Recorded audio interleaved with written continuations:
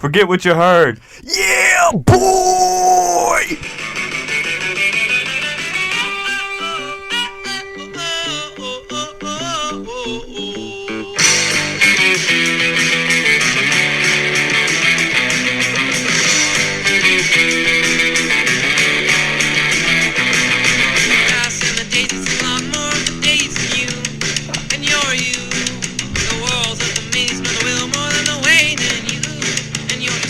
Hey everybody, welcome back to another episode of Forget What You Heard. I'm Aaron. And I'm Luke. Give me fuel, give me fire, give me apples that I desire.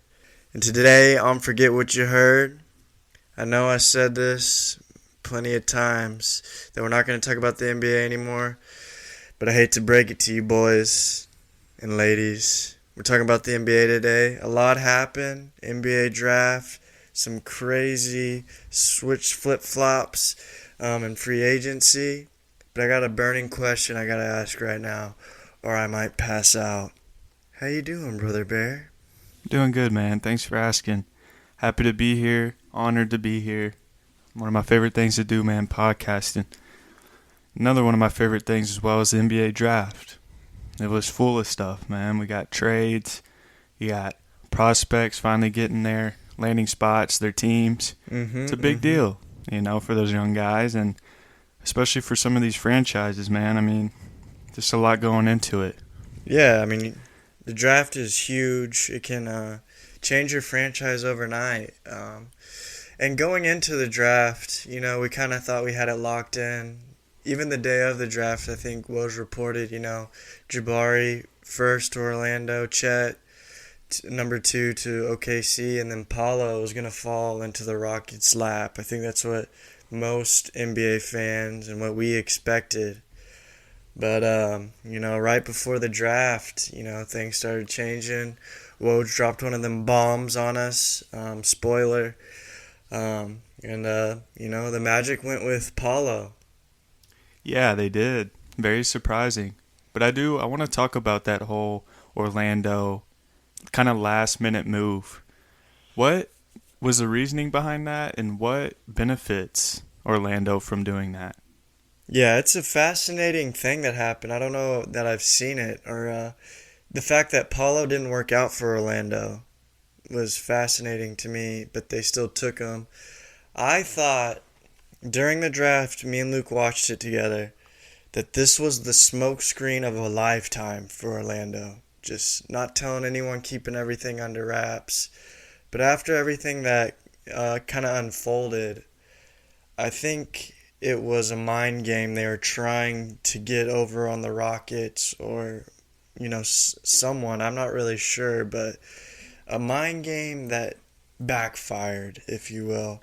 Or it could still be the smokescreen of a lifetime, but I'm leaning more towards they were baiting the Rockets to trade for one, so they could, get the third pick, still get Jabari, and then along with assets from the Rockets would have to send. So I'm leaning that way. How do you take the Orlando saga for Paulo? Yeah, I mean, there's not a lot of explanations. I mean, if they would have worked out Paulo, kind of had an idea, like, it's still up in the air, but I mean, even Jabari Smith kept saying, it would be a surprise if I didn't go number 1. And Paulo, doing all this Houston stuff kind of made sense. And then, up to draft night, it was like, oh, Paulo's going to Orlando. So to me, something was said to Orlando. Someone was going to trade up to number 1 and take Paulo. So the Magic were going to take Paulo and trade him. That, in my opinion, that someone told him that was what they wanted to do. And when Paulo went and things unraveled, I mean, dude, it's not out of the realm of possibilities that the Rockets played that game with them so they would take Paulo, thinking that Houston would trade for him. But in reality, the Houston Rockets wanted Jabari Smith all along. Yeah, it's kind of a crazy, thing to think about if you really get into it, because, I mean, when's the last time 2 top 3 picks get drafted by teams that they didn't even work out for. That doesn't happen. Like Ever. it's always you work out the top guys to all the top teams. They usually all, intermingle. They all work out for each other. I feel like if Orlando meant to, thought they fleeced the Rockets, they could be a little more vocal about it. Like, post something on Twitter like, fleeced them, or like, got them, boys. But they've been real quiet. They've been real, mom. And, to be honest, whoa. Let's back it up a little bit. Let's talk about your perspective.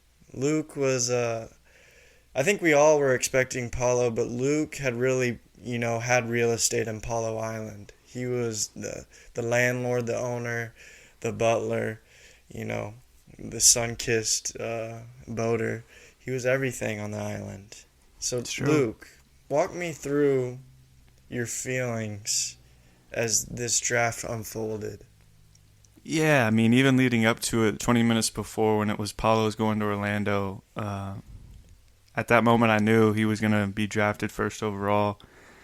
And it's not anything against the other prospects. It's just the fact that all along we were thinking it's Paulo. In my opinion, I think Paulo's the best player in the draft. And just what he could do to Houston offensively and just his upside, like I think he's going to be a star player. And just the versatility he would have brought to Houston as well with what he can do offensively, his ball handling skills, his playmaking ability, his footwork, just everything about him. He could have been the engine to our offense in Houston. And so seeing him go like first, surprisingly, it was upsetting, because he's a guy we all expected to be there at number 3. And you kind of, ingrain that into your head, like Paulo playing it with Houston and in this offense. And then just all of a sudden he's not. He's going to be in Orlando. So now you're shifting your focus to Jabari or Chet. But we kind of all knew that OKC had their eyes on Chet, so it was Jabari. So to me, I was very upset. I mean, I was disappointed when I saw Paulo go number 1. But then once Houston kind of took Jabari, it kind of was like, okay, I mean, we got one of the 3 guys. It could have gone way worse. And Jabari, and the next day, sleeping it off, I realized, Jabari Smith is a perfect fit in Houston. Paulo's a great fit in Orlando. It all worked out great, Yeah, I think after the Paulo pick happened, you went through the phases of mourning pretty quick. It was actually fascinating to watch. You went through disbelief, you went through pain, and then you went through understanding pretty quickly. And I'm proud of you for that, and I want to commend you for that. And then once we got that mumbo jumbo out of the way, we went on to OKC's pick, in which I think I speak for both of us and a lot of Houston Rocket fans when we were hoping and praying that we heard Chet's name called. I think, for some reason, you would have enjoyed Chet. Yeah, I just think Chet is the second best player in the draft in terms of his potential, maybe. The fit, obviously Jabari is the best fit in the draft for Houston, but it wasn't like I wanted Chet or I wanted Jabari. It was just the best player available. I wouldn't mind getting Chet. I would have minded. Why? I think a lot of people would have, Rockets fans. Huh, that's interesting. I mean, what the blogs I've read is everyone was just waiting for Chet's name to be called for OKC so we could get Jabari. Oh, it was more so for Jabari rather than Chet? Yeah, everyone. I mean, Jabari had, he has the, I think personally, you say that.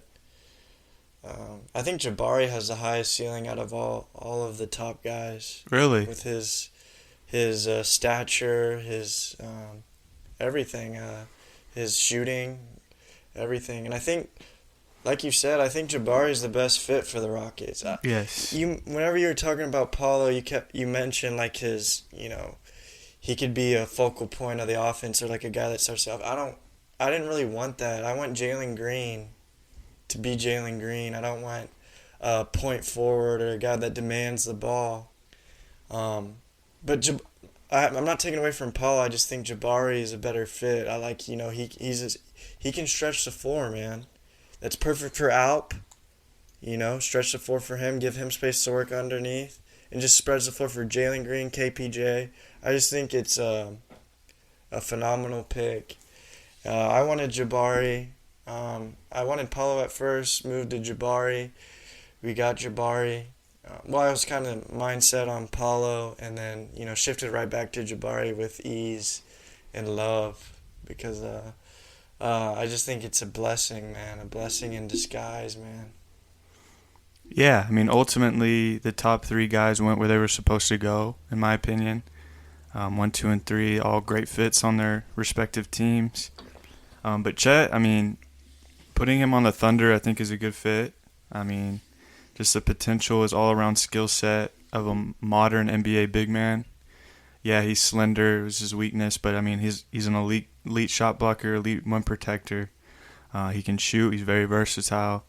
He can handle the ball. Just everything he can do for a young, like, Oklahoma City Thunder, kind of looking for, like, a top options outside of SGA. He can kind of be that duo with him offensively, and they're both young. Gives them some stable building core guys. And, I mean, they also added some other things in the draft as well. I'm sure we'll get to it, but, yeah, I just don't want to overlook the Thunder and Chet's fit as well because it's a good one. Yeah, I think people that use Chet's weight against him is a cop-out. The skills, being that tall, yeah, he's got a slender frame, but he'll I mean, look at Evan Mobley. He had an immediate impact on defense for the Cleveland Cavaliers. He's not the biggest guy, you know what I mean?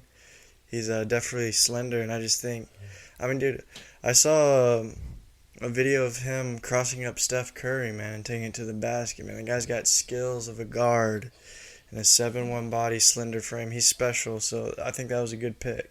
Yeah, he's very slender, but, I mean, honestly, for him to, like, get to, like, his peak, he's going to need to add strength. Yeah, like, sure. Chet at his, like, ceiling and highest potential is a guy that he weighs, like, 200, 215. He's able to kind of hold his own. He's not a pushover, and he's just dominating. You know? Do you want to move on to the fourth pick, or you want to get into Safari Jabari? Both, but before I just want to talk about the fit with Paulo and Orlando, because they kind of have a lot of the similar guys that we've been talking about. Yeah, it's a interesting roster. They've kind of had like a whole group of some big forwards who can also handle the ball and play make, and then their guards too. Like, what do you expect, like, Orlando to do with all these type of young bigs and guards? It's a very weird fit. That's a great question. I have no idea. It's like they have, they just drafted Franz Wagner, who's kind of, what is he? He's 6'9", whatever, can handle the ball. Kind of similar to Paulo, but not as, I don't think he needs the ball as much as Paulo. It's just a Wendell Carter, a whole bunch of guards, Jalen Suggs, Cole Anthony. It's just a weird structured roster. I don't really know what they have going on, what it's going to look like. I mean, their lineup's going to be super tall, super huge, and I don't even know if Orlando has a plan. I have no idea. Yeah, that's kind of how I feel too, but I mean, your options at one were Paulo, Chet, and Jabari, all big, so you kind of had to take one of those guys. But I think Paulo fits there too, just because he's going to immediately come in Orlando and be like their best player offensively. So he's they don't really have like an engine guy. Like, Wagner's probably not an alpha on offense. Neither are those guards. And he can kind of come in and be that number one. He's going to give you that 20 and 10 every night. He gives you a focal point on offense while Wagner's doing his thing. And I like it in a way because, like, Wagner and Wendell Carter and the guards and John Isaac are also versatile, that you can play like mix match your lineups, like interchange. They can all play it like 1 through 5 really, and so it's just like an interesting thing, like with size and their ability to create.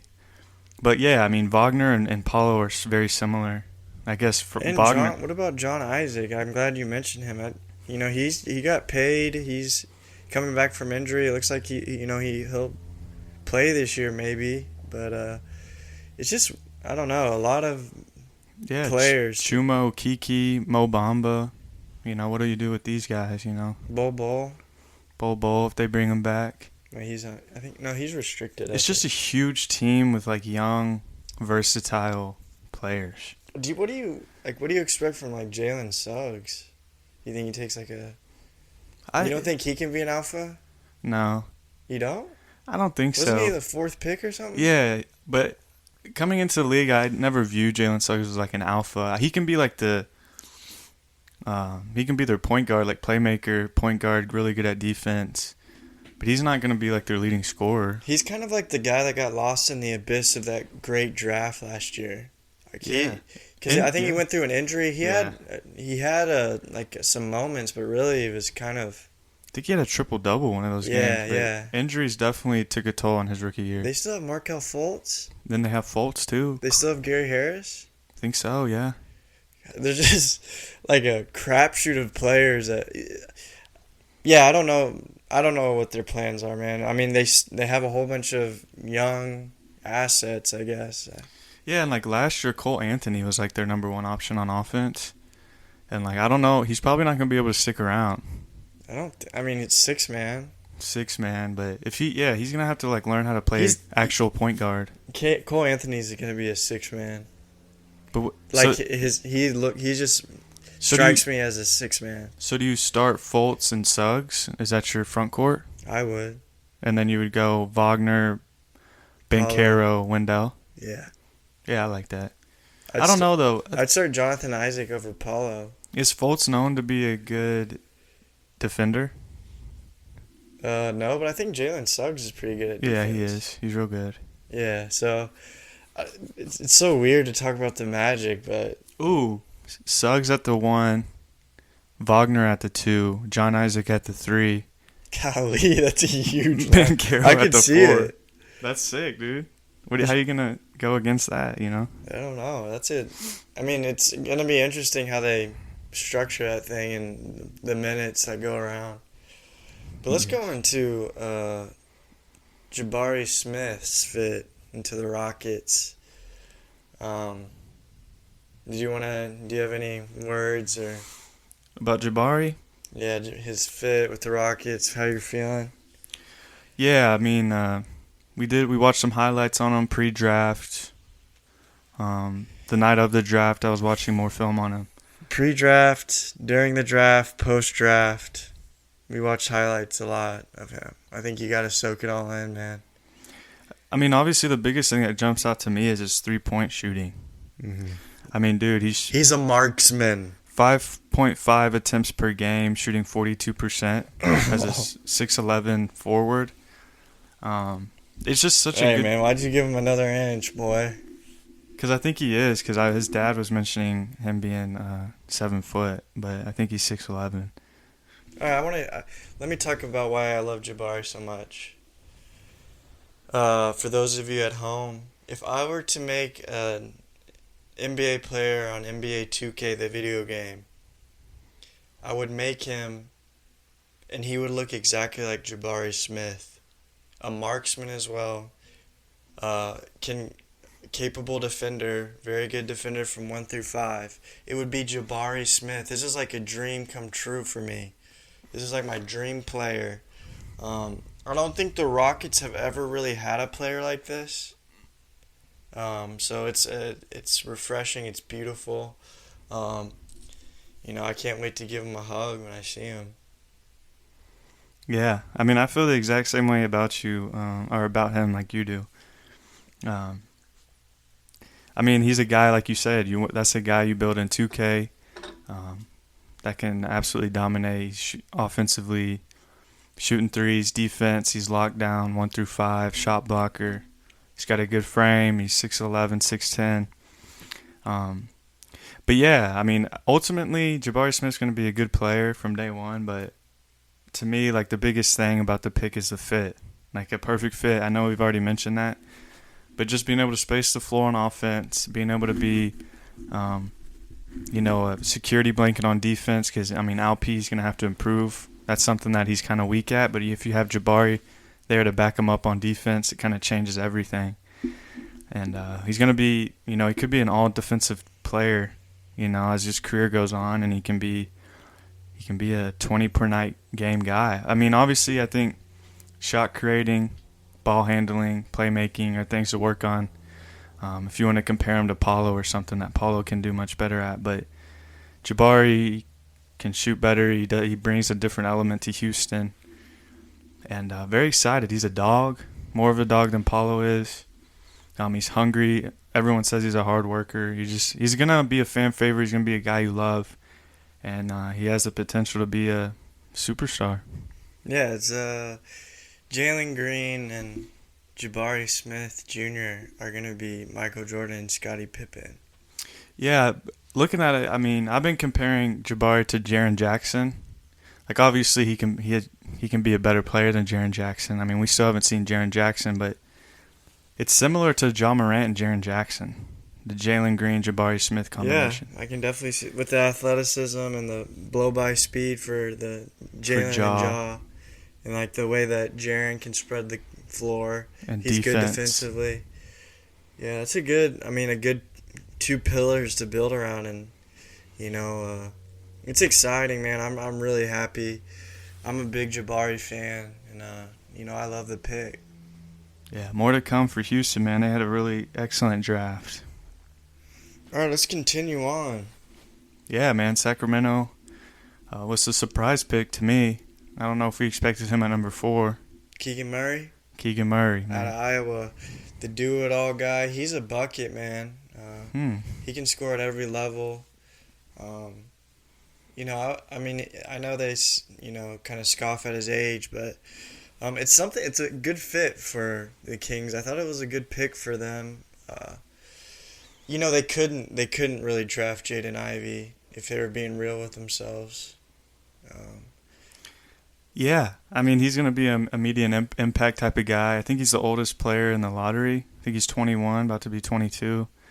I don't like the fact that he went at number 4. I mean, he's a good player. He's going to be good from day one, but drafting someone that's already almost 22 at number 4 overall, there's not going to be much room to grow. Like, he's already going to be at, He doesn't need to grow, dude. Go watch Keegan Murray highlights. But man. It's not like they're even going to compete right now. He's more of a guy you would draft to, like, Portland or the Pelicans, you know what I mean? Like, you would have drafted Jaden Ivey? I would have traded De'Aaron Fox, like, a long time ago, last year, 2 years ago. Okay. Without trading De'Aaron Fox, you draft Jaden Ivey? I'm taking best available, and the best available player is Jaden Ivey. Yeah, but there's too much. They have Davian Mitchell. They just traded Tyrese Halliburton because they had that. Yeah, but just because your past mistakes shouldn't affect. Because is Davian Mitchell even a corner? Is he a building block? Probably not. So why would I miss? He was pretty good. But why would I miss out on a Jaden Ivey type of prospect just because I took a guy who I expect to be really good, even though I don't know if he is a cornerstone. I'm just proud that the Kings aren't, keep hitting their head on a brick wall and keep drafting these guards, hoping that they work with De'Aaron Fox. And they're trying something different, man. I like it. Yeah. And it makes Harrison Barnes expendable. Yeah, I mean, I don't hate it. I just don't. I think they could have done something different. Trade back. Keegan Murray, Rookie of the Year. He better be, man. He's going to be old, the oldest one out there, man. Number 5. Jaden Ivey. Detroit basketball. Jaden Ivey, man. What do you think? Man, the guy's he's a baller, man. He's explosive. He needs to work on his shot, but I think that will come. He played for, U19 USA. He was like the floor general. Really good. He flashes of Ja Morant. Luke says Donovan Mitchell. Yeah. Flash. I can see that too. It's like kind of that. I really like him with Cade Cunningham. I like that a lot. I think Detroit's got something brewing up there, and soon Luke will have to stop shaming Detroit. Yeah, man, I like this pick for Detroit, man. I mean, the idea of Cade Cunningham and Jaden Ivey sounds good, but ultimately we have to see if they can work it out. Because, I mean, Jaden Ivey's not much of a shooter. I don't think, but he can add that quickness and ability to get to the rim and the bounce that Cade Cunningham doesn't really have either. Doesn't have. So they are kind of a good combination in that sense that they're kind of different on offense. And I gained a lot of respect for Jaden Ivey, man. The waterworks, man. Draft night, man, he got his name called and he couldn't stop crying. He couldn't keep the tears out of his eyes. Because, man, he's probably working very hard for this moment to become a top 5 pick in the NBA. Shoot, his mom's the basketball coach for Notre Dame, so I know it means a lot to him to be able to get picked and her being there as well. And just, the mom wasn't even crying. Nah, dude, she was very professional. She's she's got to be professional, man. She got to be buttoned up. So yeah, I'm a fan of Jaden Ivey, man. I hope he can translate well to the NBA. And he's a handsome young man. He's got a good head on his shoulders. I also want to say about the top 3 picks. He is handsome. Jabari is the most handsome, which means a lot. Interesting. Would you agree? No. Chet looks like boiled water. Oh, of the top 3? Yeah. Oh yeah, probably Jabari. Chet looks like Slender Man got hit in the head with a pancake. He does, man. Paulo looks like Patrick Mahomes if he fell into the gorilla exhibit at the Houston Zoo, man. Yeah, dude, he looks like... he looks like he got punched a few times in there. But I love those guys. I'm not meaning that to be mean. He kind of looks like Eric Andre if he got hit in the head. Yeah, he's kind of got like that. We don't have to talk about it anymore. Let's move on to the 6th pick in the draft. Take it away, Luke. Benedict Mathurin from Arizona. That guy's talking the talk, man. Can he back it up? Yeah, man. I mean, he's a high riser, one of the biggest risers leading up to the draft. He's got good shooting touch. He's got, a 3-and-D kind of vibe about him. He shot 42% from 3 as well, so I guess that's going to be his main focus. And he's very athletic, so I like how he can play that off ball to Tyrese Halliburton, Chris Duarte. He can kind of be the catch and shoot 3-and-D guy, like I said. And hopefully he can how do you feel about that pick? I like him. He reminds me of a juiced up Scary Terry. Okay. He can and he also, did you hear his quote about LeBron? I think so, yeah. He's got to prove to me that he's a great basketball player. Because I'm going to prove to him that I'm a great basketball. That's ridiculous. I mean, I respect it. Maybe he bit off more than he can chew. Yes. You don't want to put that target on your back already and you haven't even played a game. Right. But I respect it, man. Talk that talk, no, young dude, man. You're not going to say the greatest basketball player ever has to prove to you. Dude, he's not. We're not playing like that. He doesn't really mean it. He's just talking the talk. I know, but, dude, come on, man. Would you agree with the Scary Terry reference? Scary Terry. Yeah, I think so. But better. A lot better. Like I said, a juiced up Scary Terry. Yeah, They look similar. I have like a Andrew Wiggins, Victor Oladipo type of vibe. I like I don't know about the Andrew Wiggins, but Victor Oladipo. Well, I just say that because he's more of a small forward. I think he'll play the 3. What is he, 6'6"? I think so. But I think he's projected to play the 3 in the NBA, if I'm not mistaken. He's 6'7", 6'9" wingspan. So he'll play because Duarte and Halliburton are play the 1 and 2, I think. I like that. I like what they got. I like that guy though.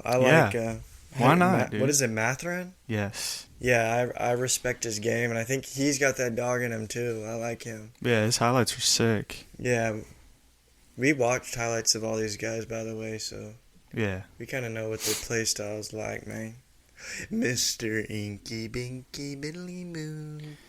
Yeah, moving on to the Portland Trailblazers at number 7. They drafted one of the biggest mysterious players in this draft. Dyson Dance? Shaden Sharp. Oh. He enrolled at Kentucky in January, didn't play a single second for Kentucky. He was ruled eligible to enter the draft.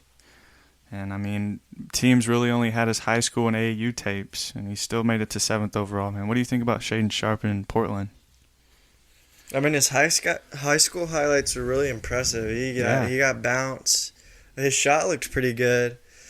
I can't really. I mean, it's hard for me to speak on just watching high school highlights. I heard his workouts are kind of underwhelming, his interviews and stuff. He might just be a young guy, but I think that he will win the G League MVP. Oh, really? You don't think he's gonna be in the NBA? I mean, it's weird. Maybe I don't know. I don't. I think he's a project, like a big time project. Uh, yeah. I mean, we'll see what he can do. I mean, he's gifted as a scorer. I mean, a jump shot. He's very athletic. He's really good at like getting out in transition. He's a good finisher, dunking. He did a lot of dunks in that high school tape. Um, John Calipari said if Sharp returned to Kentucky next year, he would be the first pick in the 2023 draft. He's probably just probably just trying to get him to come to Kentucky. But I mean, ultimately, he ends up at Portland. Him and Dame Lillard. Maybe they're just trying to fill that CJ McCollum role. Well, since the one and done rule and everything, now that you can go to like the G League and you can go overseas to play instead of going to college. Yeah. Is he like the first player to like not play either? And like he basically came straight out of high school. Not sure. Might be. So this might be Kobe Bryant. This might be Kevin Garnett. Yeah, I mean, he's impressive. There's no doubt about it. Yeah, he might not be that big of a project. I mean, the highlights were incredible. I'm interested to see how he fits. And apparently Dame really wanted him, so that's why they drafted him here. And I respect it. Why not? Shoot for the moon, land on the stars, man. Right. Yo, I'm an astro plane. Yeah, why not, man? It's fine with me. Pelicans took Dyson Daniels. Oh, I jumped the gun on that one. What do you think about him in that fit? Oh, Mr. Jackaroo himself from Australia. He's like Alonzo Ball. We watched his highlights. I don't think either of us were very impressed, but there's a little caveat to that. We only saw his offensive highlights, a lot of floaters. His shot was kind of janky, but there was highlights of like Beauchamp. What's his name? Beauchamp? Yep. And Hardy. And in those highlights, you can see his passing skills. And then during the draft, they showed like his defense and stuff. He's like Alonzo Ball, kind of do it all, smart player, long, plays hard. He's probably pretty annoying. I'm not really into those people except for Lonzo, but they're always really good basketball players to draft and have on your team. Like Josh Giddey and things like that. Yeah, very similar to Lonzo. Him being 6'8", though, it's like Ben Simmons almost, kind of with that size. He's huge. I'm not even going to lie. Like, him playing point guard, he's gigantic. And he's a big guard, and I think that's important because New Orleans is a team poised to make a playoff run, maybe as soon as this year if they get Zion back. And that was kind of their one thing they lacked. CJ McCollum was kind of like their playmaker last year. He was kind of facilitating on offense. They have Brandon Ingram. They have all these guys who can score. But they're lacking that, big guard that can facilitate, that can play good defense. He doesn't have to come in and be a great shooter or a great scorer. He just needs to be that playmaker, that really good defender that they lacked at that guard position. And I love his size. He played professionally already. And a lot of upside in this Dyson Daniels pick. What about Kyle Anderson? Yes, he's like a guard version of that. Yeah. Yeah, I could see that. Yeah. Since San Antonio Spurs got one of your favorite guys, dude. Who's that? Jeremy Sochan out of Baylor. Yeah. The Polish icicle, baby. Yeah, man. He's got that colored hair on him. I like him, man. We watched his highlights, and he blew me out of the water, man. Especially with his outside shooting and his offensive repertoire. I thought he was kind of just like a defensive guy, rebounding guy, but he's got a pretty good offensive arsenal that you can work with, and I know San Antonio, will get the most out of him with that. But yeah, he's another player that you just kind of draft, and he makes your team better. Mm-hmm. It's not flashy. It's not like, it's not gonna widen your nostrils or anything, but it's just a great pick and a great guy to have on your team. He's a winning basketball player, and that's hardworking. I like Sohan. I think he's a great kid, young, and I like that he dyes his hair like Dennis Rodman. Yeah, I mean, you pretty much said it all. We have yet to hear what's going to happen to DeJounte Murray, but I think he's a good fit for DeJounte Murray. My only issue is the Spurs keep drafting these forwards like this year after year. Lonnie Walker, Devin Vassell, Josh Rapimo, like wing guys. But Sochan, he adds something different, man. He's a very versatile defender. He's a good rebounder. He runs the court. He's efficient inside the three-point line. But, to me, he's similar to like a, watered-down Scotty Barnes. I think I mentioned that when we were watching it. He only averaged 9 points. I don't think he's going to be like an elite scorer, but like you said, all the other things he's really, really good at. And so he can be a glue guy for the young Spurs. I thought Josh Primo was like a guard. He is, but he's like a wing. He's not like a point guard or nothing. Oh. Yeah, they always have interesting draft picks, the Spurs. Yeah. But one day they're going to pan out. Maybe so. We'll have to see what happens to DeJounte Murray. It sounds like he might be out of there for some reason. You ever panhandled? No, I don't know what that is. Those people on the side of the road that have signs and they ask for money? Yeah. I had to do it one time, and, someone offered to put something in it, and they took my basket, and when I got it back, it was filled with human excrement. Really? Poop. Good for them, man. Not everyone's good in this world. That's what I learned from that. Did you put it to use? I kept using the same basket, man. So, it got me a lot more money. Interesting. It's a good tactic, I guess. Thank you. Washington Wizards drafted Johnny Davis out of Wisconsin. Oh, Johnny Taco Bell Davis, baby. I've been waiting to talk about this one. Yo, they got the beefy gordita crunch back at the Taco Bell down the street. You want to get it? I don't. Anyways, that guy's a bucket. I think it's good for. I guess it was like an insurance policy on Bradley Beal. They also need more scoring. I think a guy that can take someone off the dribble and get his bucket, and not just rely on Bradley Beal. I think Kuzma helped a lot with that though. Instead of Bradley Beal taking 30 shots, I think I think it was a good draft pick for the Washington Wizards. When I think about the Washington Wizards, I don't think about a lot, which says a lot about that franchise since I've been a young boy. Yeah, there's not a lot there for the Wizards. There kind of is, like Hachimura and stuff, but what's his name? Denny Avdija? Yeah. A bunch of average players. Nothing special, though. Johnny Davis can be good. Yeah, I think Johnny Davis can be good. Why not, man? You need scoring. He's probably one of the best players available at 10. He was really good last year. He can create on his own, which is important. So, yeah, sure, go for it. Let me ask you this. Who is the greatest Wizard of all time? Ooh, that's a good question. It's Gilbert Arenas. Oh, I meant like actual Wizard. Oh, the real Wizards? Yeah, like their logo? Their old logo that used to actually have a wizard? Gandalf? Dang, is that your pick at the GOAT? Probably. Gandalf the Grey or Gandalf the White? Gandalf overall. So both of them. Yeah, I think just Gandalf. I think I'd have to agree with you, but Dumbledore... He's up there. Yeah, close second. He's close. I think Gandalf's more of a real one, though. Yeah, and the one that cannot be named is probably really the GOAT because he's a freak, but his wand just never worked. Sure thing. You're a wizard already.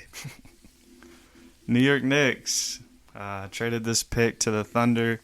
The Thunder took Ousmane Dieng for the New Zealand Breakers. Can I do a hot take, or are we going to save that for the wedding cake? Dude, let it fly, dude. I think the trade and everything, what they gave up to get this pick, I think Dieng is overrated. From watching his highlights, I think he's a hyped up Yeah, he's got the measurables but he reminds me of those soft European kids that come over here and think they can ball with the big boys, and he's gonna get punished. He reminds me of a Jan Vesley. That's probably pretty harsh, because he did show a little bit of skill, but to me, he will not be a factor in the NBA, and I'm just gonna stand on that hill right now, and.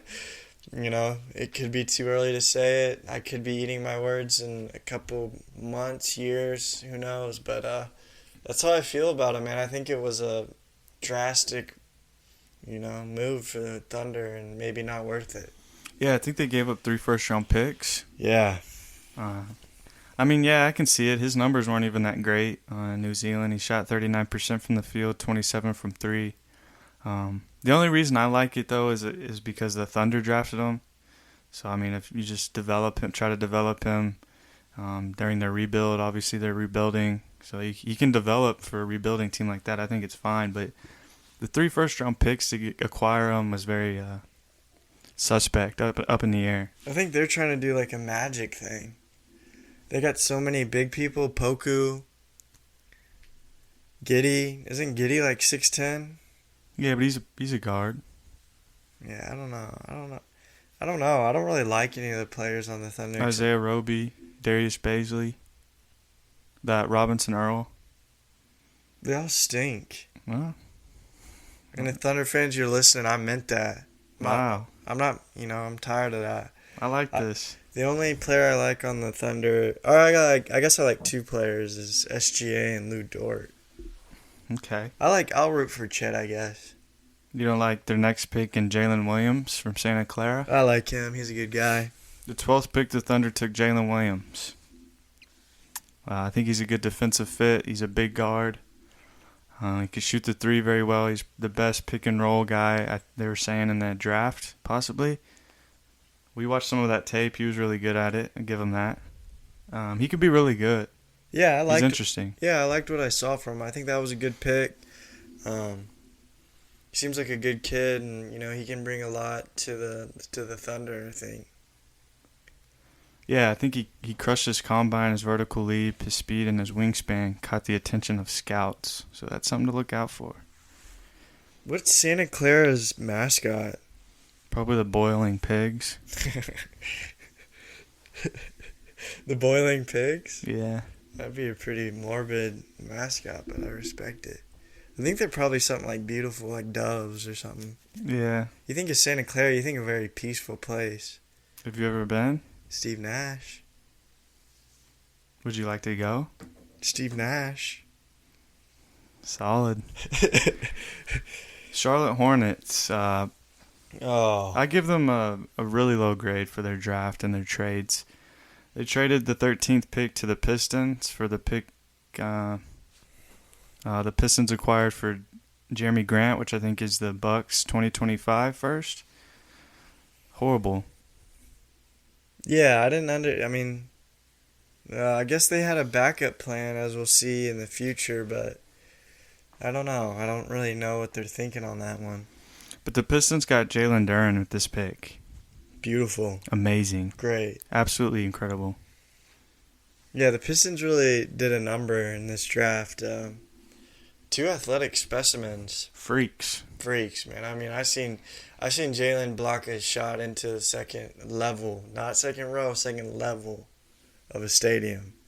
Yeah, not only is he like an athletic freak, but he's got a little mid-range. Yeah, we saw a few highlights of it. That's why I think his comparison's Bam. Yeah. I don't think we all knew too much about Bam's beautiful arcing mid-range. But it looks like Jalen's got some of that, He's going to be so gosh darn good, and the Hornets traded him for really nothing. It's sad, but like I said, I guess they had a backup plan. What did the Hornets get? The Bucks first-round pick? Yeah, 2025 that they got from Jeremy Grant. That's not moving the needle. No, dude. stupid. We'll see you in the play-in again, and you'll lose by 20 again. Yeah, and then you go and you sign Steve Clifford, man. Y'all like mediocrity. And you don't even know if you're going to sign Miles Bridges. He's gone. He is? Yeah, I don't think they're going to pay him. I wouldn't. You wouldn't? No, not the max. Wow. Would you? He's going to Detroit. That's fine. Dude, the Detroit's gonna be nasty in a few. There'll be a fun League Pass team and a 2K team. Yes, 100%. But that could potentially grow into like a real They have a core. maker. I mean, dude, there's not many young three guys I would take over Cade Cunningham, Ivey, and Duren. There's not a lot. I'm be real with you. That's a top 3 young cornerstone. Yeah, I agree. They're right up there with the Rockets. Yeah, dude, Rockets for sure. I take the Rockets core though. The Thunder. Who do the Thunder have? SGA, Chet, Giddey. That's pretty gosh darn good. I'm not sold on Giddey. Giddey's good. I can't say. He can do a lot of things.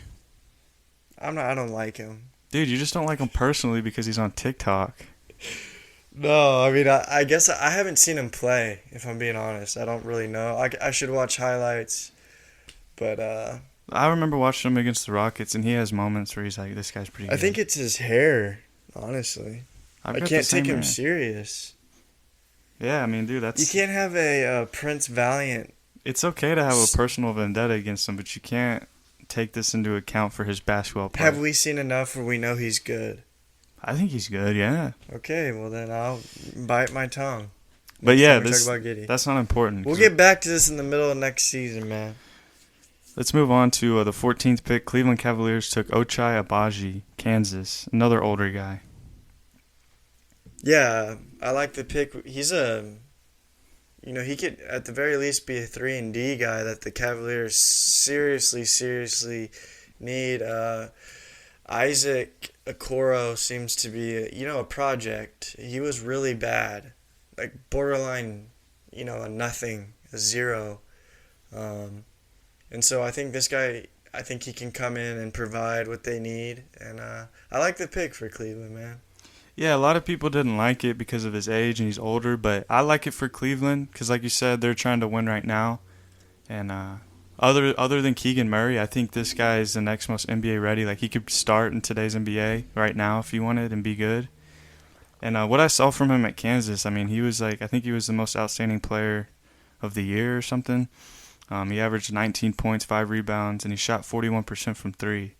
So, I mean, 6'10" wingspan. He's going to be a 3-and-D guy, like you said. He shot the ball well, good defense, and he can be what they wanted Isaac Okoro to be. Why does everyone freak out about age? Like if they're 22? Because when they come into the league, that's almost like what they're going to be, you know? Yeah, but you don't hit your prime in the NBA until you're 27 to 32. You also have a shorter time frame in your prime because you're already 22 compared to 19 or 20. Your prime's not till 27. I know, but that's 5 years away compared to 7 or 8, you know? You want to wait for the prime? I mean, ideally, yeah. If you can keep a guy like that. I mean, I see it. I just don't think it's that big of a deal.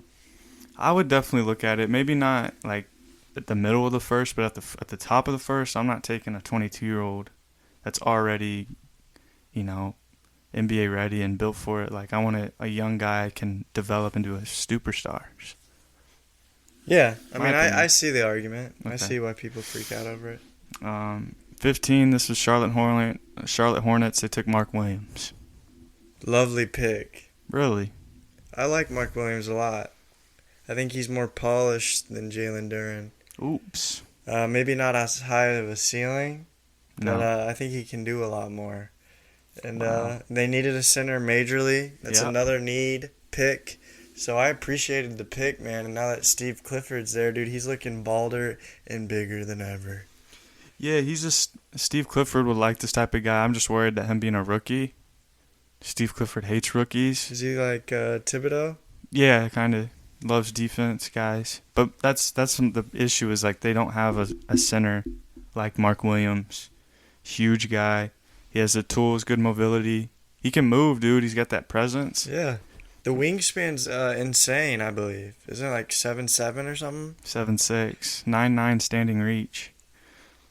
Holy mackerel, yeah. I think we both really liked Mark Williams. Mm-hmm. I think he's a plug-and-play guy, and he's going to do a lot for the Hornets. A lot. Like, that's huge.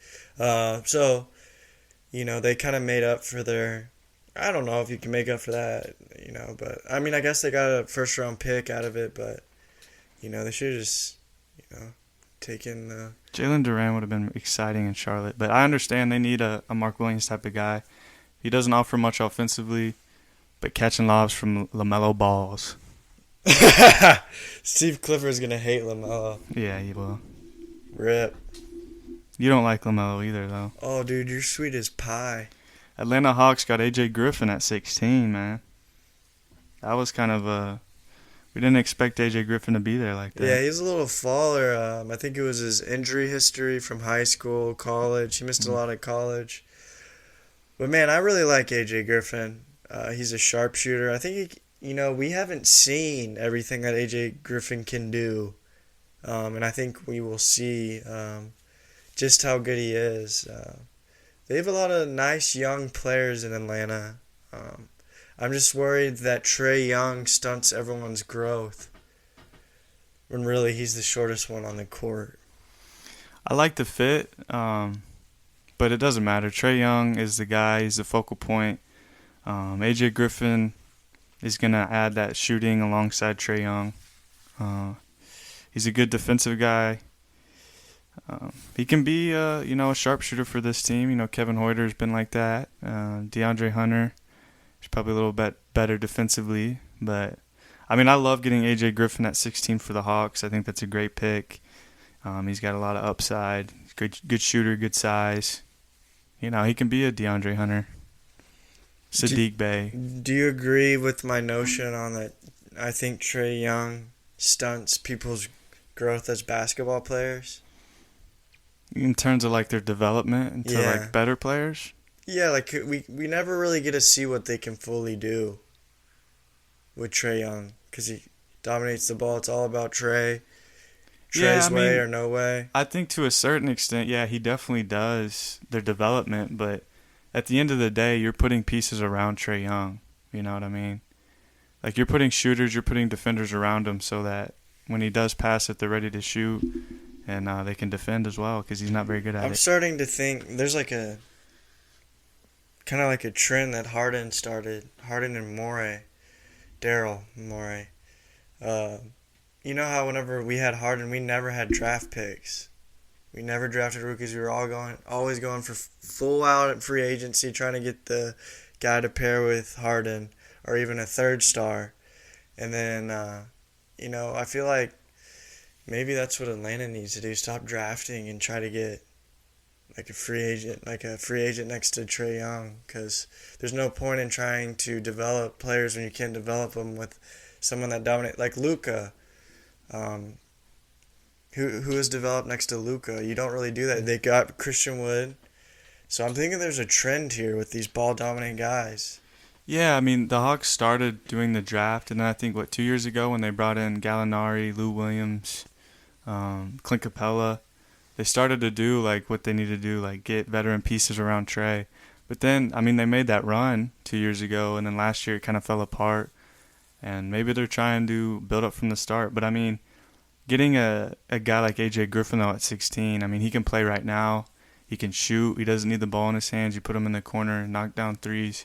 He can guard 1 through 5, you know what I mean? So it just stinks that you put these players that we don't really know their potential in a role. But can you name guys currently on the Hawks that you could see developing into better players on another team? DeAndre Hunter. Okay. John Collins. He's got to go, yeah.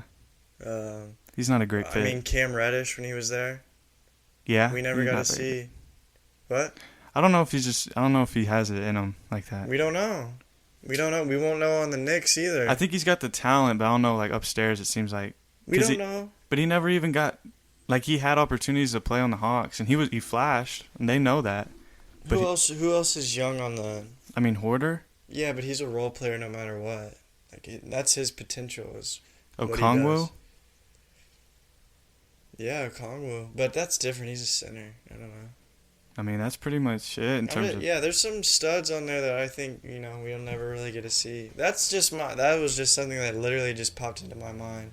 I see what you're saying, but, at the end of the day, you're putting guys around Trae Young, Yeah, but... Yeah. It just makes me sad. That's why I'm saying it. Yeah, I agree with that. I wonder if that's 17. ever been said before. Someone write this down. Well, welcome to Forget What You Heard, man. You Yeah. get new and fresh takes. I was straight off the dome. It might be dumb. I'm not sure. Nah, man, let it happen. Oh, dude. We're natural out here, man. Yeah, dude. I just planted the seed in someone's mind. Okay, another one of our likable picks, man. The Rockets took Tari Eason out of LSU. Yeah. Hold that tiger, baby.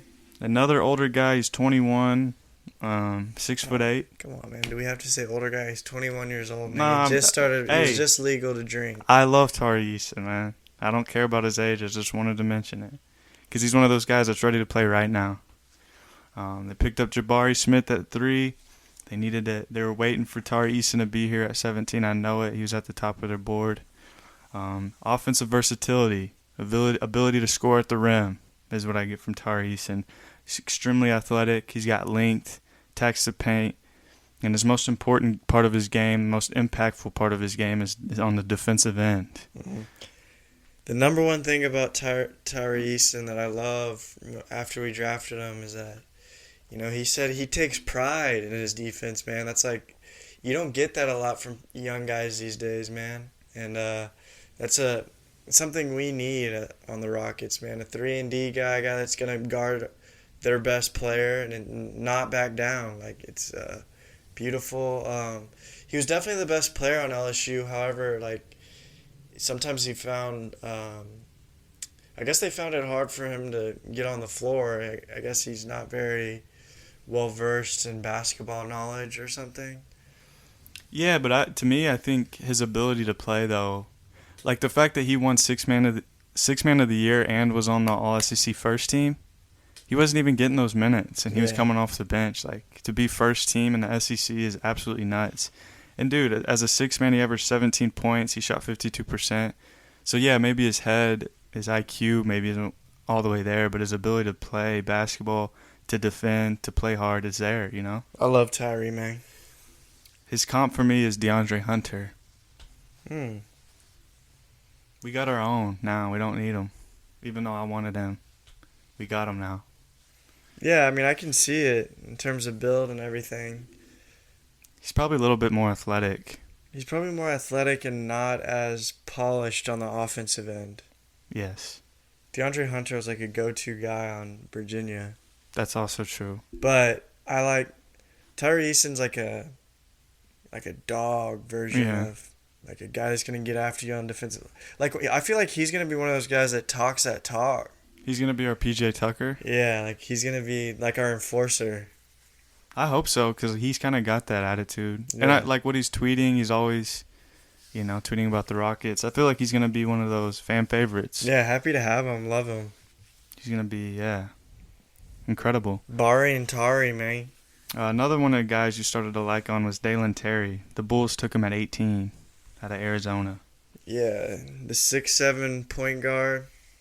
I fell in love with his highlights, what he could provide. It's just kind of, he's a project definitely, but I like his tools that he has. But they have Lonzo, dude. That's true. I But guess a guy to put next to Lonzo?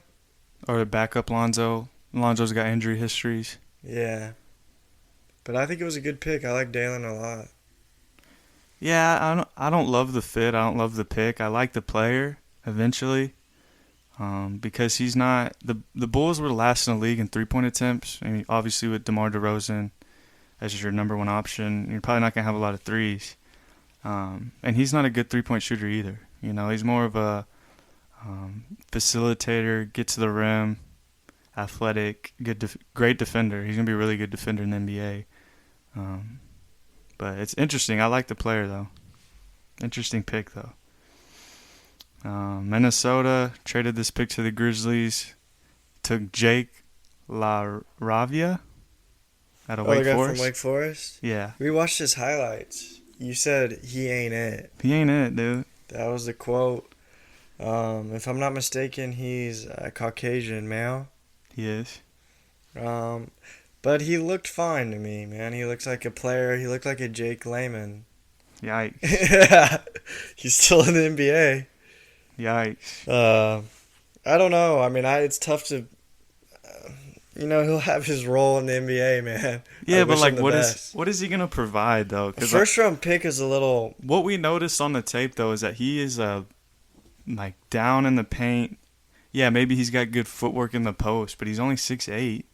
I don't think he's a great shooter. I don't know, man. What I saw, I wasn't impressed. I He thought was moving up draft boards like. Why is he going in the first round? He was like a second round to me.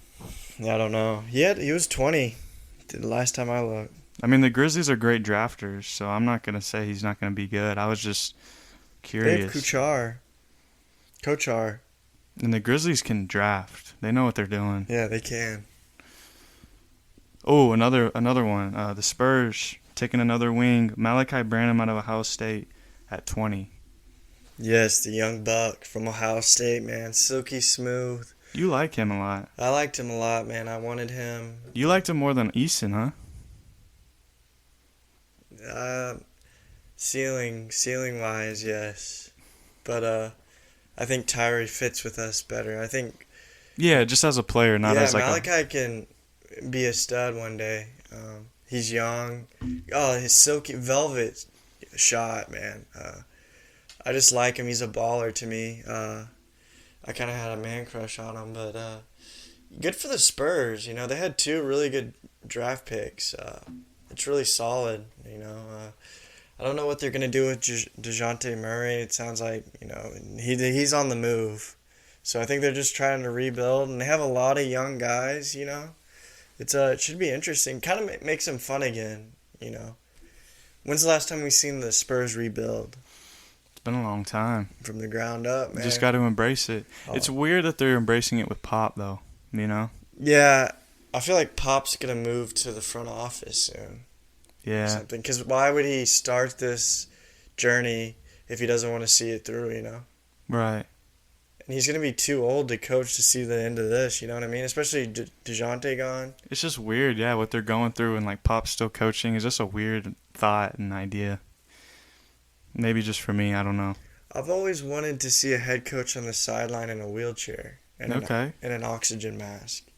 Like, can barely, literally is on, How can he coach? Living on a thread. Like, I would think that was like the greatest head coach of all time. Maybe you'll get to see it with Pop. Basically, it's like Stephen Hawking on the side. He can talk through his wheelchair, and he's like running up and down the court. You're getting into some like questionable getting territory. technicals. But it's a robot yelling at the ref. Like, he can press the volume up on his wheelchair. Hey, ref, you stink. And I guess like if you rolled onto the court, you couldn't get him off, So Yeah, no one's gonna move him. you can't move it. So And like if a brawl happens, you can just literally, run people over and stop it immediately. you might be giving some people some wrong ideas. I just think like I'm waiting for that day that someone just loves coaching so much that they like, they're wearing diapers and whatnot on the sideline, and I think that might be Pop, dude. Could be. Get him in a sweater vest. But I think this is just what the doctor ordered for the Spurs was Malachi Branham. He just seems like a Spur. He's a good player. He can develop into a number 1 option, offensively scoring for a team. Yeah, I think it's gonna be a little bit. I think it's like a project, but I think I would be extremely excited as a Spurs fan to have Malachi Branham. You think people are excited to be drafted by the Spurs? Yeah. Just because of the franchise history? Yep. I saw they already took the 3 first-round picks on a trip to the Riverwalk in San Antonio. Did they dip? I don't know. They were just on the boat, like, riding through, and everyone was like, chill out. Don't take them to all the places on the first day. They're going to run out of places to go. That's the thing about San Antonio. You're going to get dried up in 2 days, man. Go to the Kamal River, man. That's true. Float it. There's some beautiful places there, man. Yeah, just not a lot. Not a lot. But it keeps you honest. I'm going to be watching Malachi Branham's career, man. I'm interested. Pick 21, Denver Nuggets, Christian Braun out of Kansas. Braun, whatever you got. I don't know much about this guy. White guy, if that influences. Oh, the real athletic one? Yeah, dude. That dunks on people? He rubs me the wrong. He's like a Grayson Allen to me, man. Okay. So, D. D? F. Wow. You don't like him on Denver? It's not. It doesn't do anything for me, man. I mean, dude, he played a big role on Kansas on their run in the tournament. I mean, Sounds like another two-way annoying player. white guy in the league. Hey, man, Sounds like another Tyler Hero mixed with Dylan Brooks. Dylan Brooks. No. That's a good comp, I think. Dylan Brooks? Yeah. Is Dylan Brooks like bouncy?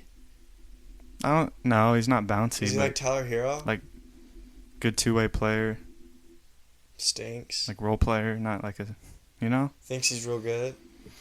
Yeah, he's got bad breath. Receipts. Walker Kessler to the Grizzlies, traded to the Timberwolves. I don't understand it, but I think you like Kessler. I mean, I guess, yeah. He's a big man. He's huge. He's a big man. I mean, who is a good backup for Carl? Yeah, I guess Naz Reid is his backup. Naz Reid. Yeah. He underwhelmed in the playoffs, at least. Yeah. I don't really have much to say on Walker Kessler. Another guy that kind of just, I don't have much to say about him. Doesn't move me. I mean, he's a good like pick and roll. He can probably set screens good because he's big. He's good. Like, he's gonna block a lot of shots. Who's your comp? Mine is Frank Kaminsky. Miles Turner. That's pretty good. Yeah, I think he's gonna be solid. I mean, 22 overall. He's got to be okay. And if he can shoot, he can get a little three-pointer. He's gonna be nice. Frank Kaminsky. Okay. I don't know. Interesting. Oh, you like this guy, David Roddy, to the Grizzlies. Is that the Thick Thunder backcountry? If that's how you want to describe him, yeah, sure, man. Is he the big stubby guy on Colorado State? He is. He got picked in the first round? 23rd to the Grizzlies. Bless the Grizzlies' heart. They're taking the weirdest. Grizzlies traded D'Anthony Melton for this pick. I compare him to Glenn Baby Davis. What do you have to say? What do you have to say about the D'Anthony Melton trade for this? Who did he get traded to? The Sixers? No, the Sixers traded. But D'Anthony Melton went to the Sixers. I like that. I like that a lot for the Sixers. No, but for the Grizzlies, it doesn't make a lot of sense. I mean, why the heck would you pick Roddy? Their team literally looks like a cricket team. I don't know. D'Anthony Melton's good. D'Anthony Melton's really good defensively. I think that's a great for 76ers. And he never really got the minutes. Like, if he gets minutes, he's a good player. Was Roddy a first-round projection? No, I don't think so. Dude, he's like George Niang. That's all right. What the heck? Dude, like I said, you can't question the Grizzlies. What was his nickname that I just gave him? Glenn Baby Davis? No, his nickname? Something about backcountry. Oh, that one, yeah. 6'6", 260. Dude, that guy can, eat. We'll see. That's weird, man. Don't question the Grizzlies, though. They might like him. Marjon Beauchamp went 24th to the Milwaukee Bucks. I like that pick for the Bucks. Me too. I think we both liked Marjon. I think we wanted to get him at 26 for the Rockies. Yeah. There's a lot of projections of that. He's got some good tools to work with, man. Good size. I like what Milwaukee did there, man. Yeah, I mean, he's versatile on defense. He can guard multiple positions.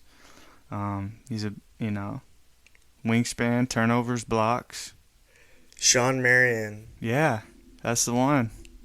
How'd you know? I like that comp. Thank you. You remembered I brought him up? Yeah.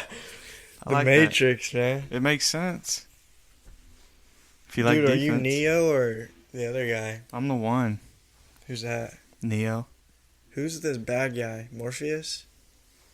I don't think he's not a bad guy. He helps him. Who's the bad guy? What's it? Agent Smith. Yeah, I don't know. No. Bad guy. Why did they call Sean Marion the Matrix? Because he's the one, dude. Is that really why? I think so, yeah. Or is it because... You've never seen The Matrix, huh? No. He's the one. He's the chosen one. Is it because, like, when you look at him, he looks like he stinks? The way he shoots, basically, he's weird looking. doesn't do things conventionally. But when you look through the simulation at what we're seeing with our eyes, he's actually a very, very good player. I guess you could say that. Is that digging a little too deep? Yeah, I guess if that was the case, he could be nicknamed the Mirage. The Mirage. No, because the Mirage would be a bad thing. Like, you see something and then you get closer, it's not there. That would be like... No, like a Mirage. Like, he looks like this, but in reality, he looks like that when he plays. No, because a mirage is whenever you're in the desert and there's no water, but you see an oasis and you go up to it and there's nothing there. Oh. Who would that be? Who's a mirage? Duncan Robinson? He's more than a mirage. Like someone that you expected to be spectacular and he stinks. He's nothing. Who's nothing? Who did we say earlier in the podcast was nothing? Isaac Okoro. Wow. That's hurtful. He's a mirage for right now. I'm still a believer in Okoro. No, yeah. I'm just saying last year he was a mirage. Because what could be with this 19-year-old guy from Auburn? Yeah, top 5 And then you pick. look at him, there's nothing there. He had a stat line of 0.0001 turnover. Hey, shout out Tony Snell. Hey, Tony, keep averaging that. Shout out Tony Snell for that, man. Where is he now, man? He's been on all 30 teams yet? Yeah, he might be on one of those. Yeah, he might be on the what's that team? Globetrotters. Okay, the Spurs to have their third and final first-round pick at 25. Blake Wesley out of Notre Dame. All Notre Dame players stink. Luke Herringody. Hey, he What's was a good one. What's Jeremy Grant's Jarian? brother? Jarian stunk. Hey, he's good looking. Pat Connaughton, role player. Dude, Luke Herringody was a gangster in college, though, dude. He was a baller. He got surgery to get his eyes widened. Is that true? No. Yeah, He's probably a G League, like, he probably owns all the, like, records in the G League, though. Yeah, he just looks like one of those guys you would look at and say that he's not any good at basketball. But he was really good. He's probably always picked last, but always dropped bucks. He was awesome in Can college. you think of any good Notre Dame players? Those are the only 3 I could think of. Oh, there's a center we're forgetting.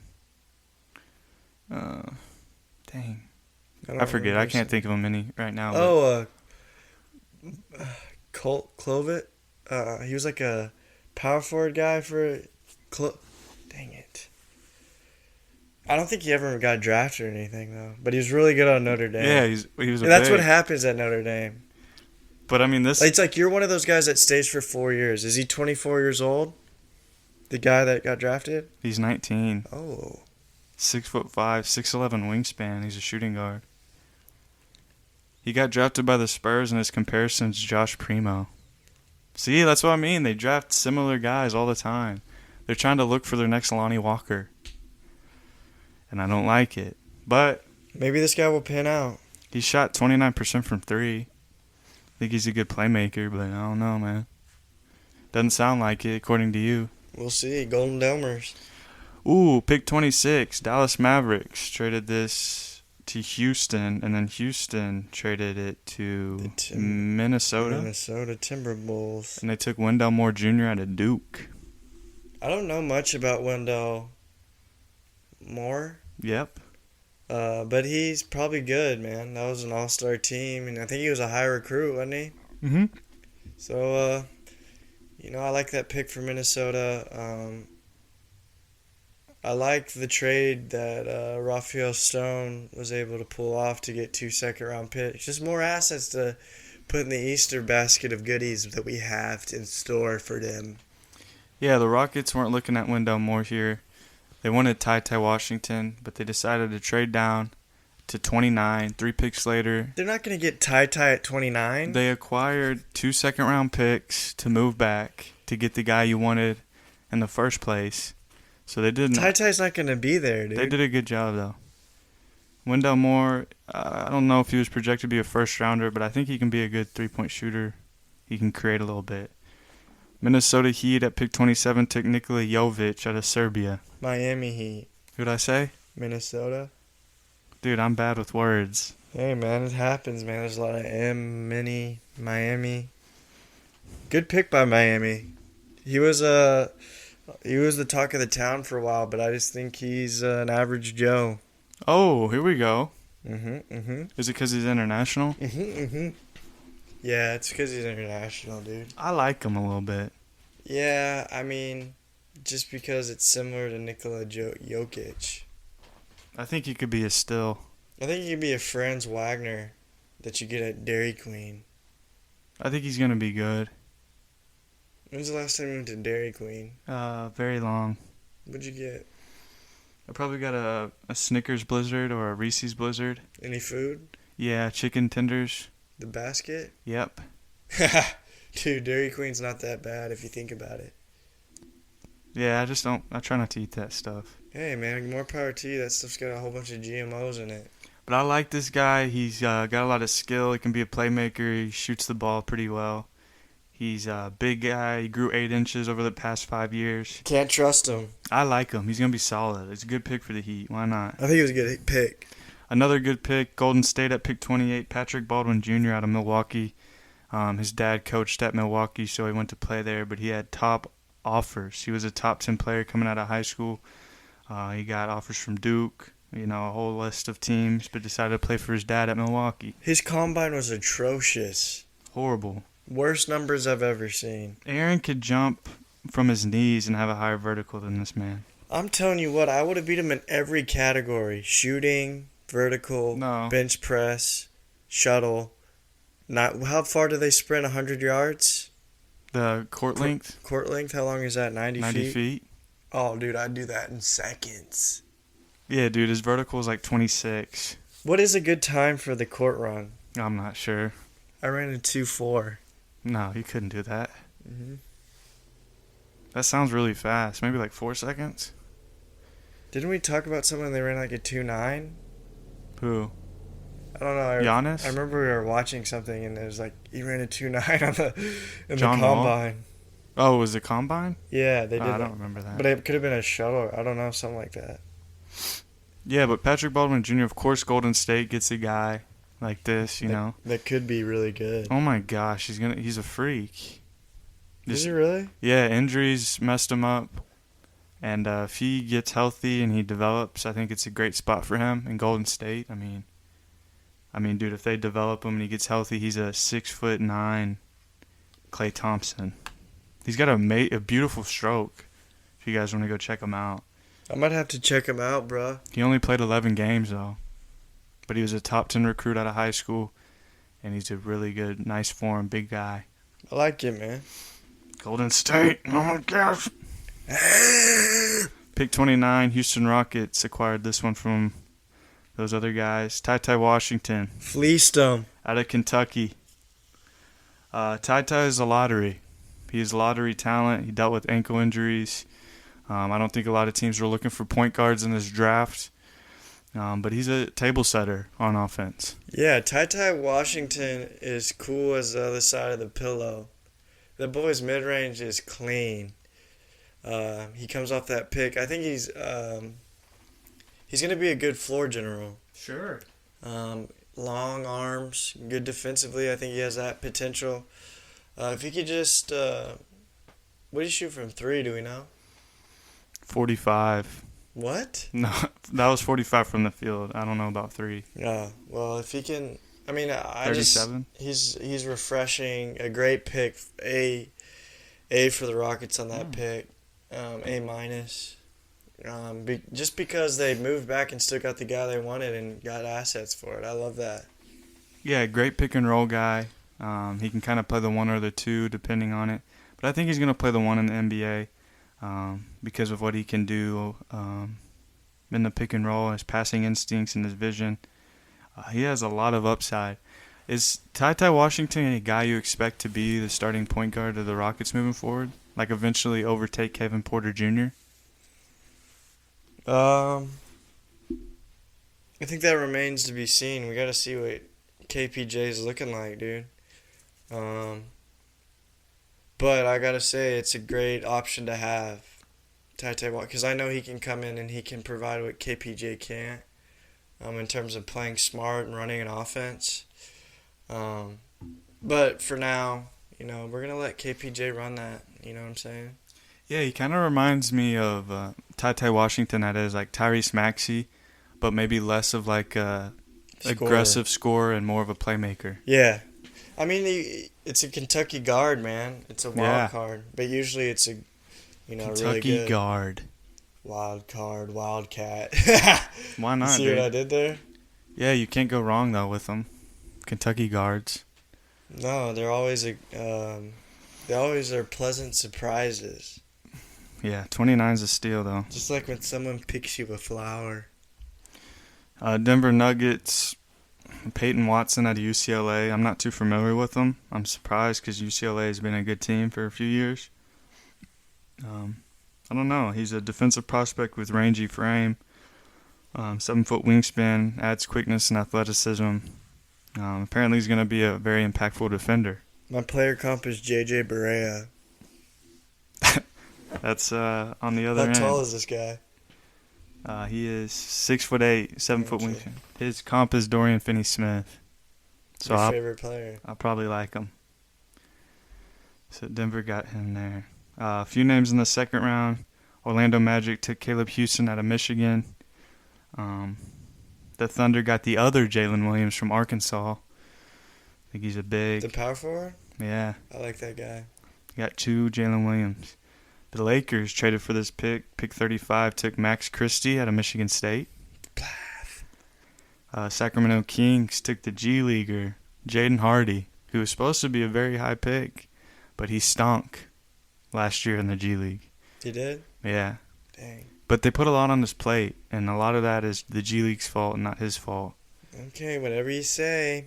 That's what they're saying. I liked him. I liked the tapes we saw on him.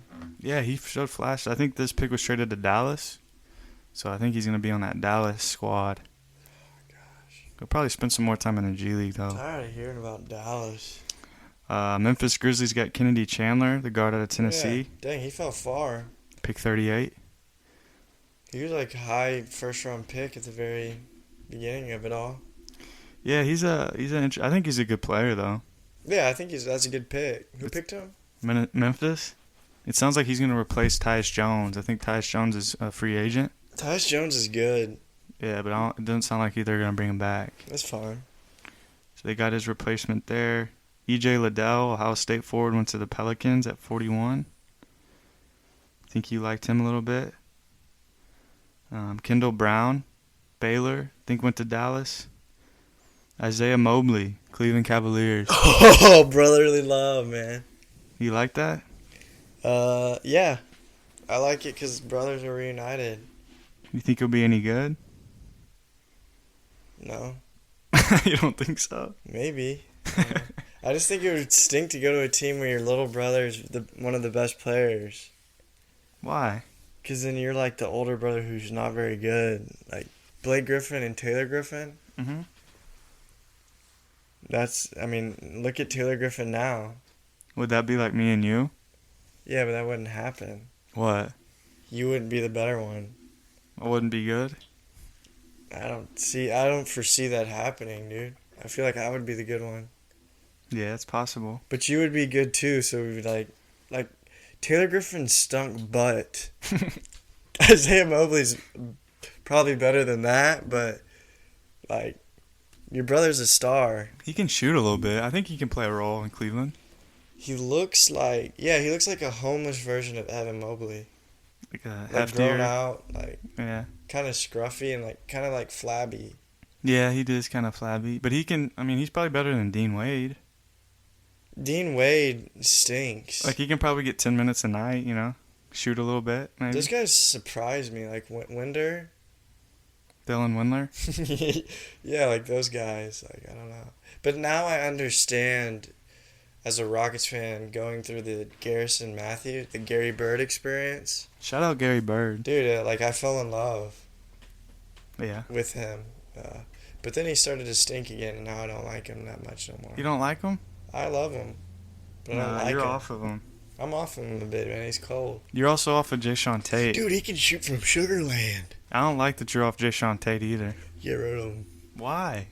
No, I mean, they picked up his option. I like Jayshawn Tate. I don't think so. I like Tyree Eason. Tari Eason? Jason Tate off the bench is fine. No, I'm not, like, I don't not want him. Like, it's just one of those things, if they got rid of him, I wouldn't be that sad. You wouldn't? Nah, I know What it would about hurt KJ you. Martin? Get rid of him, dude. Second round, ask for a trade. You stink. Wow. Your dad's in your ear again. Your dad is? But if you stay, I love you, man. You get blocked by every dunk you try to do now. Send him to the Spurs. Dude, I bet you if you watch, like, the best swats of the year, like, top 100s, probably, like, 38 would be against Kenyon Martin Jr. He got blocked so many times. You don't He needs like to keep, when he catches the ball, he needs to keep it up here. Not go back and try to do, keep it up, go up. I know he's trying to be cool, but, dude, you're getting traded because of that. You didn't ask for a trade. We're trading you. Disrespectful. Okay, before we go on to some other NBA news, I just want to say it's a great time to be a Rockets fan. Oop. Let's just go through the offseason so far. Christian Wood got traded. Yes. Their 2022 draft was an A with Jabari, Tari, and Tai Tai. You still have Jalen Green, KPJ, Sengun, Josh Christopher, and Garuba. You play guys you drafted last year along with, KPJ. $80 million in cap space next offseason. And we own every first pick from the Nets until 2027. What a great time. Yeah, and from that, I give the draft an A for all those picks plus the picks that we got from trading that pick, the 26 pick. The 2 seconds. Yeah, amazing. More assets, dude. I think like 2 days ago, we were, as Rockets fans, just holding on to a gold mine of Nets picks when Kyrie was rumored to be going to LA, and then KD, they're looking for suitors for KD. Everything was looking hunky-dory. But things changed pretty quick. Kyrie, opted into his last year, and to my knowledge, the Nets didn't even know he was going to do that until everyone else did, which is pretty crazy to me. So it looks like the Nets will still be pretty dang good. So. Oh, we'll talk about that here in a minute. The last thing is John Wall got bought out yesterday. Oh, yeah. You know what? Thank you, John Wall, for being a professional. We saw you play in person. It was lovely. You did a behind-the-back pass to Christian Wood, and he dunked it. Do you remember that? When they're light blue unis? You brought some excitement, John, and you were a professional, even though you sat out, but you still went to some games. You didn't complain. You weren't loud. Like, you handled it really well. So thank you for being a Rocket, and thanks for being a good sport. And, I'm glad we could reach an agreement and buy you out, and you can go play with the LA Clips now, where you can actually have a chance to win a championship. So shout out John Wall. I'm doing the Dougie right now. Yeah, you said it. Good luck to you in Los Angeles. Yeah, I have no hard feelings to John Wall. That was a real one. He's a real one. I have questions about his ability to play winning basketball. That's not our problem no more. But just for the Clippers' sake. Oh, come on, man. Let him live for a little bit. Yeah, good for him. He gets to play with Kawhi, and they could be a threat next year for sure with John Wall. John Wall averaged 20 points, man. Yeah. 4 rebounds, 7 assists on the Rockets in 30 games. Yeah, his number's there, but he also lost like 30 games in a row too. So I don't know. He's better than Reggie Jackson, and he's. I'm interested to see what he looks like again. He'll be fine. He just goes on year hiatuses, and then we see him again. So Kyrie Irving decides to exercise his player option for $37 million. Who wouldn't? So to me, like, why did we expect him not? Why did we expect him to decline it? There's $37 million on the table. Okay. You opt in, you get your $37 million. You can still get traded. Why is it all of a sudden? He's playing for the Nets now. Like, no, he just got 37 guaranteed. They can still be moved. It can be a sign and trade. You know what I mean? Everything you said is perfect and very reasonable, and everyone would think that way. However, we're talking about Kyrie Irving. He might have wanted to do something like a prove yourself contract where he took a $30 million pay cut and go play with LeBron or something weird like that to do some kind of extraterrestrial, Mombian Sweat Lodge, something like that. Like, I wouldn't be surprised if he would have done that, but he came to his senses, was like, that's a lot of money. And it's not over. There still is, and I'm pretty sure there's still talks about the sign and trade with the Lakers. And I'm hoping that happens, man. I'm tired of this Nets drama. I'm sure the Nets are tired of it too, but since it should be interesting to see what happens going forward. But I'm ready for them to part ways, and I'd like to see Cade somewhere else too, man. Yeah, so I guess it doesn't 100% mean that they'll be back, right? No, but the odds of them staying is higher, I believe, because the Nets are ready to mend and move forward and have these two players on their team now. Because if I'm not mistaken, 2 hours after Kyrie Irving opted in, Russell Westbrook opted in to his $47 million player option. So if they can find a way to move those pieces around, maybe get Kyrie on LA. It sounds like they are interested. But how? The Lakers don't have any assets. They got picks. It'd be there had to be a third team. There'd have to be someone that wants to take Russell Westbrook, because I doubt the Nets want him. You know what I mean? They have Ben Simmons coming. KD probably doesn't want to play with his bum booty again. So whatever third team wants to come in and throw some assets around, maybe get some first-round picks. Let's make it happen, dude. I'm ready for the Nets to stink. Yeah, man, I like the I don't know, man. It's not that I don't like Kyrie or KD. Obviously the Rockets have their first-round picks, man. We need them to be stinky. It's definitely personal. Yeah, 100%. Yeah. But at the same time, I feel like a lot of people feel the same way just because. But I also kind of want to see the KD, Kyrie, and Ben Simmons. We never got to see it, so I want to see that dynamic. Maybe KD and Ben. No, KD, Kyrie, and Ben. Yeah, maybe so. I just want to see it, dude. Does that... It's not going to be that exciting because offensively, like, the ball is going to be in Kyrie and KD's hands. Yeah, but just how good they are. With his defense and his, screen setting. Right. All of that. I just want to see how good they can be if they are a contender, Yeah, I guess it's more so of, like, getting to see Ben Simmons play again because he's exciting. Dude, I'm not throwing plums at you. What, are you trying to? Dude, I'm throwing you a softball. Is there any other news out there for the NBA? Jazz hired Celtics assistant Will Hardy, 34 years old, becomes the youngest active head coach in the league, and another Greg Popovich coaching tree member. It seems to be a big trend. And yes, the Jazz hired another white guy. Oh my gosh, man. Where's the Rooney Rule? Yeah, man.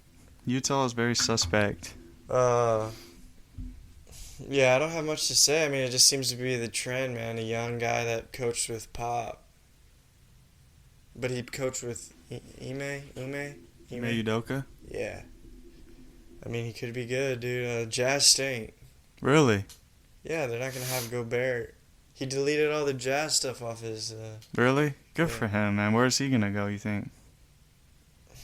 Portland? Hopefully overseas.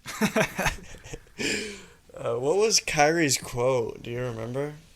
Let me look it up while you procrastinate and talk about things. I just find Kyrie's kind of lashing out right now. I think he went after Stephen A. Smith, and this is me paraphrasing, but basically was like tweeted at Stephen A. Smith and was like, I don't understand you because you're a boomer. Like, maybe I can get my dad and uncle to talk to you because I just don't understand you or something. Okay, I've got a few tweets I'm looking at right here. First of all, what is A11 even? I think it means 11. All even? Oh, I see. Because that's his number? Okay, scrolling through, I found one tweet. It says, find your tribe. It's a war outside. Do not sugarcoat WTF is going on. Speak on everything you're seeing and whenever you're ready to unplug, the truth versus the lie. Dude, this guy's on some philosophical membrane, boy. He's got that third eye membrane. Dude, I love Kyrie, man. Living in the age of no more secrets. No one can hide their hands anymore. Pay close attention. Everything is a chess move. The truth versus the lie. Dude, I wonder how Kyrie sees the world. What is going? This man is on it right here, man. World War III is the truth versus the lie. Circa 2022, Cat Williams. What is this all What mean? is that one, dude? I have no idea, dude. I don't know if this is philosophical or I'm getting bombarded by an ant. Protect our women by any means necessary. Are you awake? You see everything that's happening, right? F what they think. It's legendary to be different. I mean, I respect that one. That one's fine. He's just getting a little strained, but I mean, I respect it, man. He's getting in with nature, psychedelics, whatever, man. Sage. I feel like you go into his apartment and he doesn't have anywhere to sit. This one is going to sit with you very well. Let's hear it. I thought Mother Earth belonged to the people. Why am I paying to live here? Oh, let me guess, because that's just how things are. LOL. F out of here. That's really refreshing coming from a millionaire, honestly. But I like where his head's at, man. He's thinking not like a millionaire. He's thinking like a common folk. Here's another good one. Oh, what a sight to watch some human beings in our world, society, really attempt to play the role of God. Dang, your ego and insanity has to be out of this world to think you're more power than our source. Dude, this guy. What's this guy on, man? Is he on the peyote train again? I don't know what it is either, man, but he's getting very, very interesting. He kind of been like that the last few years. Yeah, But he's really, elevated that stance. Yeah, I want to know how he. If I could have dinner with one NBA player, it'd be Kyrie Irving. Really? Yeah, I want to know how he sees the world.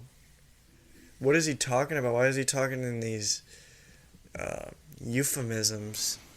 He's connecting, man. I want Kyrie Irving to be happy, man. That's all I want for him. Yeah.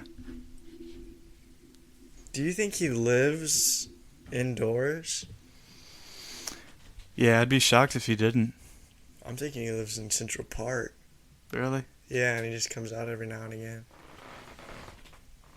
Yeah, I don't know, man. He might live in a bodega, man. But he talks all this talk, and he still plays and still commits to making millions, Yeah, that's why it's weird. He talks like doesn't have money. Yeah. But I like that. Yeah, I mean, he's speaking his mind. Oh, here's the Stephen A. Smith one. Stephen A., you're going to have to explain yourself to the people in your generation. I'm not around many 50-plus-year-olds that speak and act the way you do. So this is new for me, but I am sure my father and my uncles can meet you on your level better than I can.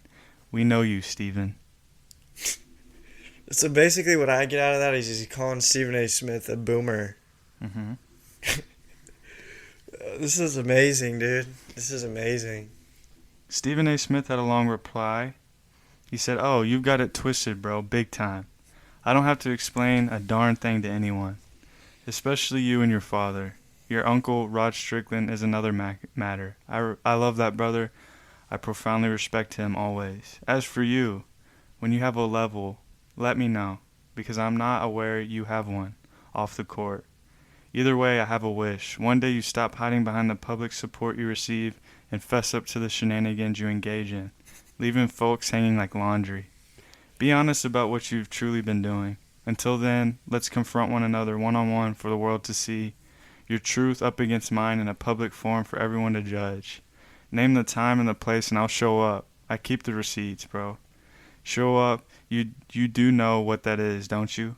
Oh! Blah, blah, blah, blah, blah. Stephen A. with the boom. Dang, that's crazy. If you didn't know before, I know you now. Now that you're after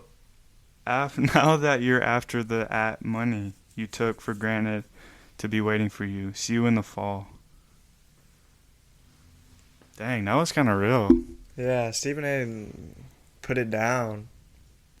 It's crazy to see all these like people putting it down. Kendrick put it down on Draymond. Yeah. Stephen A. put his leg out. Skip Bayless. The media's starting to fight back. Yeah, it's crazy. They're not just sitting. I like that. I'm glad they can do that. Defend themselves.